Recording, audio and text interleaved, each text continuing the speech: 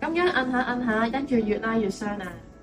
好多人咧咁樣摁下摁下，以為係拉緊大髀後邊嘅肌肉，但係其實咁樣做咧，唔係拉緊肌肉，而係拉鬆緊韌帶。真正放鬆大髀後邊嘅肌肉嘅方法咧，唔係咁做㗎。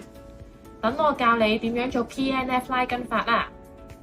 我哋咧右腳伸直，兩隻手咧放喺膝頭哥上面，然後咧我哋腳踭用力向地下嘅方向壓，數5聲。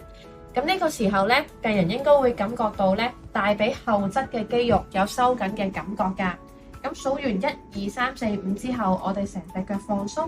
呢個時候再趴前。呢個時候咧就會感覺到比起頭先第一次拉筋咧，大髀後邊嘅肌肉咧係會放鬆咗，拉得鬆咗，容易咗㗎。